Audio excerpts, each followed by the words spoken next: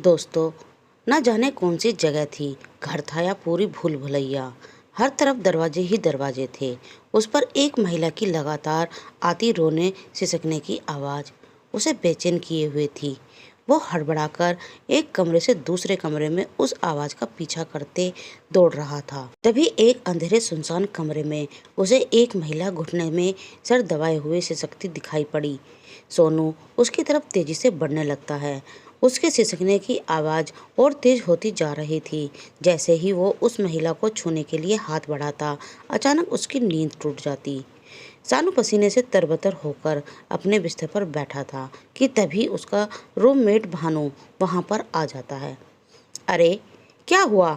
आज फिर वही सपना देखा क्या? यार, आज फिर से वही सपना देखा।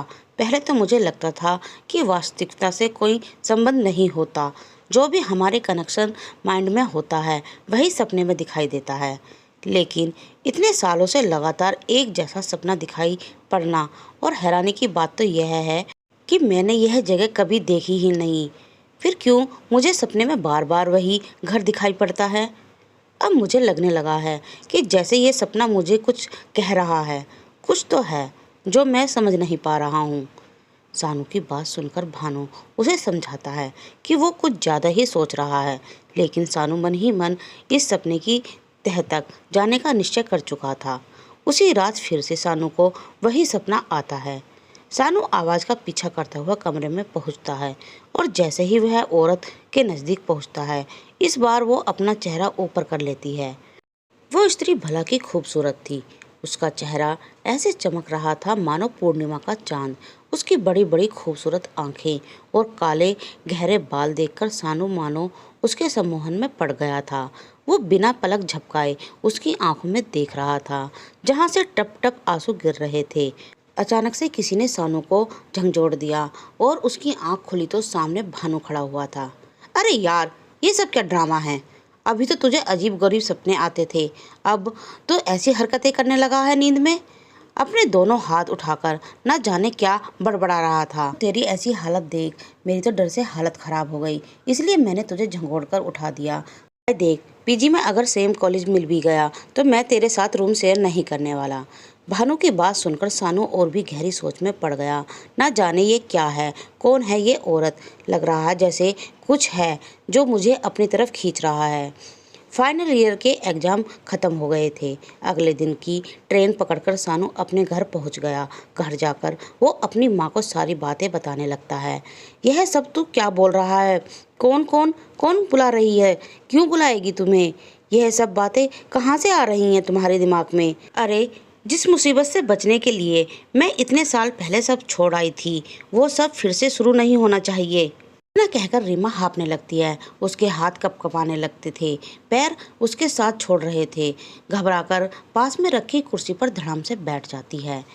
मैंने तुम्हें आईआईटी पढ़ने के लिए इसलिए नहीं भेजा था कि तुम आकर ऐसे अनाप शनाप बातें मुझसे करो। माँ, कुछ तो है जो आप मुझसे छिपा रही हो। लगता है मेरे सारे सवालों के जवाब हैं आपके पास। बताओ ना मम्मा, क्या पहेली है ये सब? मैं कोई बच्चा नहीं रहा हूँ अब। You can share everything with me. मैं जानती हूँ you are not a Danny boy, तभी तो तुम्हारे साथ ये सब हो रहा है। बहुत लंबी कहानी है बेटा। इसकी शुरुआत तुम्हारे दादाजी से हुई थी। वो बहुत रसूदार आदमी थे।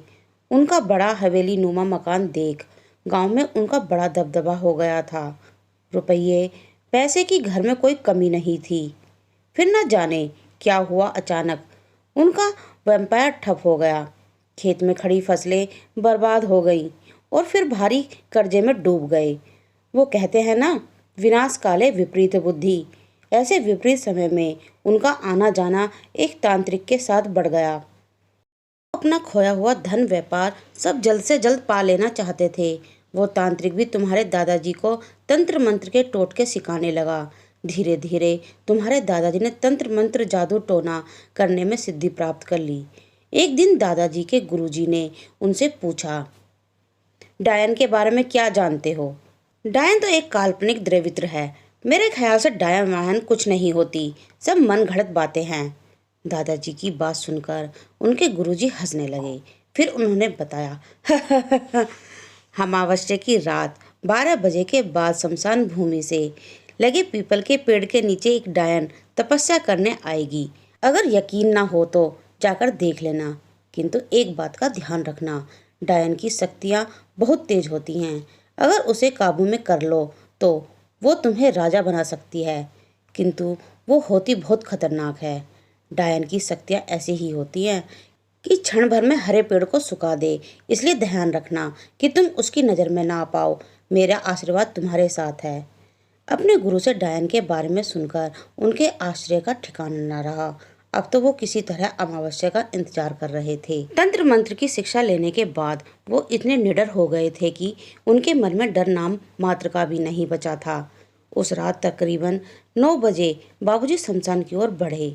कहाँ जाकर उन्होंने गर्म राख लेकर एक कपड़े में भरकर गांठ लगा दी। पीपल के पेड़ के पास पहुंचे तो देखा वहां सचमुच सुंदर सी स्त्री तपस्या में लीन बैठी है। उन्होंने आव देखा न ताव देखा, झट से कैंची लेकर उसकी चोटी काट दी और राख से भरे कपड़े में लपेटकर वहां से तुरंत भाग लिए। तपस्या भंग होने के डर से उस समय डायन ने बाबूजी को जाने दिया। डायन की कटी हुई चोटी लेकर बाबूजी पहले घर आए और फिर कुछ अपना तंत्र मंत्र का सामान लेकर तुरंत खेतों की तरफ दौड़ पड़े। उसी रात को बाबूजी ने अपने गुरु को बताए अनुसार तंत्र विद्या से पहले चोटी को शमशान की राख सहित बक्से में बंद किया और उसके बाद अपने रक्त की कुछ बूंदें उस पर डालकर सिद्धि संपन्न करने के बाद उसे खेत में ही गाड़ दिया। डायन की शक्ति एक हद तक उस चोटी में ही होती है। जिसके पास भी वह चोटी होती है, डायन उसके अधीन हो जाती है। बाबूजी ने उस बक्से को अभिमंत्रित कर दिया था। अब डायन चाहकर भी उसे छू नहीं सकती थी। बाबूजी को तो जैसे चिराग का चिन्ह मिल गया था।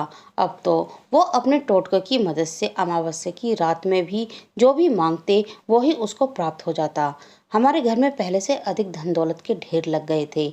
ये सब करते करते बाबूजी कुछ अजीब सा व्यवहार करने लगे थे। उनके चेहरे पर अजीब सी मनहूसियत दिखाई पड़ने लगी थी। उनके हाव भाव, पहनावा, यहाँ तक कि हरकत भी डरावनी लगने लगी थी। एक रोज बाबूजी आधी रात को घर से निकले, लेकिन फिर कभी लौट कर नहीं आए। ना जाने कितने दिनों तक तुम्हारे पापा उन्हें खोजते रहे, लेकिन जब उनका कोई सुराग न मिला तो सबने उन्हें मृत मान लिया। तुम्हारे दादाजी के अलावा कोई नहीं जानता था कि उन्होंने वो चोटी कहाँ छिपाई है। तुम्हारे पापा भी नहीं। बाबूजी के जाने के बाद सब कुछ शांत सा हो गया था। दादाजी के लापता होने के कुछ 2-3 साल बाद की बात है। तुम्हारे पिताजी आधी रात गए किसी काम से लौट रहे थे। उनके पास एक स्कूटर हुआ करता था। जंगल के रास्ते से लौटते हुए अचानक उनका स्कूटर खराब हो गया। काफी दूर तक स्कूटर को घसीटने के बाद अब वो पूरी तरह से थक गए थे। उस जमाने में चोरी का इतना डर नहीं होता था, सो उन्होंने अपने स्कूटर वहीं छोड़ दिया और पैदल ही लौटने लगे। थोड़ी दूर जाने पर उन्हें किसी लड़की के रोने की आवाज़ सुनाई पड़ने लगी। इतनी रात गए सुनसान जंगल में लड़की की आवाज़ सुनकर तुम्हारे पापा को लगा शायद कोई लड़की मुसीबत में है। वो दौड़ते हुए आवाज़ की दिशा में आगे बढ़े तो एक सुंदर औरत उन्हें दिखाई पड़ी। ना जाने उस औरत में क्या जादू किया कि तुम्हारे पापा उसे अपने साथ लेकर घर लौट आए। वो औरत बहुत खूबसूरत थी, जो भी उसे देखता देखता ही रह जाता। ऐसा रूप रंग की अप्सरा भी शर्मा जाए। अब भी जिद किए बैठे थे कि वो अब इसी लड़की के साथ रहेंगे। घर में छोटे बड़े किसी को भी बात सुनने को वो राजी नहीं थे और वो लड़की उस पर तो मानो मुंह पर ताला लगा था। अगर उससे कुछ भी पूछते तो बस पल्लू में मुंह छिपाकर रोने लगती। उसी दिन मोनू ने सिंदूर लगाकर उसे अपनी पत्नी बना लिया। मोनू शादीशुदा थे। मैं उनकी पत्नी उनके सामने खड़ी रोती रही, गिड़गिड़ाती रही। वो जैसे पत्थर हो गए थे। वो लड़की भी घर में ही मेहमान कक्ष में मोनू के साथ रहने लगी। मैं तो उसी पल घर छोड़कर जाना चाहती थी, लेकिन तुम्हारी दादी ने मुझे रोक लिया। कुछ दिन बीते तो मुझे पता चला कि मैं गर्भवती हूँ। तुम्हारे जन्म से कुछ दिन पहले माँ ने घर में पूजा रखवाई थी। पिछले कुछ दिनों में जो कुछ भी हमारे घर में हुआ था, कहीं ना कहीं माँ को डरा रहा था। पहले बाबूजी का यूँ तांत्रिक बन जाना, फिर उनका लापता होना, उसके बाद मोनू की दूसरी शादी करना और शादी के बाद से अजीब बर्ताव करना। जैसे वो किसी को पहचानते ही ना हो। मुझे अब माँ का दुख देखा नहीं जा रहा था। मैंने सोचा कि मैं मोनू को माफ़ कर दूं तो शायद वो माँ से बात करने लगें। इसलिए पूजा के दिन में आउट हाउस में उन दोनों को पूजा का निमंत्रण देने गई। जिस समय मैं उनके कमरे में पहुंची, वहाँ का नज़ारा देखकर मेरा शरीर ठंडा पड़ गया। वो लड़की ना जाने क्या तंत्र मंत्र कर रही थी। मोनू जमीन पर बेहोश पड़े थे। मोनू के पास में सिंदूर, नारियल, ना जाने क्या क्या रखा हुआ था। के माथे पर सिंदूर लगा हुआ था और हाथ बंधे हुए थे। पूरे कमरे में धुआं भरा हुआ था। वो नज़ारा देखकर मैं चीखकर वहां से भागी तो वो लड़की भी मेरे पीछे पीछे दौड़ी। उस दिन पहली बार मैंने देखा कि उसके पैर हमारे पैरों जैसे नहीं थे। कैसे पैर थे उसके? बोलो ना माँ, क्या देखा आपने? उल्टे पैर थे उसके। और औरत नहीं, डायन थी वो। डायन जिसने हमारे पूरे घर को बर्बाद कर दिया। तो दोस्तों, आज की मेरी ये कहानी यहीं समाप्त होती है। इस कहानी का अंतिम भाग सुनने के लिए मेरे चैनल को लाइक करें, शेयर करें और सब्सक्राइब करना ना भूलें और बेल आइकन जरूर दबाएं, जिससे कि आपकी नई नई कहानियाँ सुनने को मिलती रहें। और कमेंट में लिखें कि आपको यह कहानी कैसी लगी। धन्यवाद।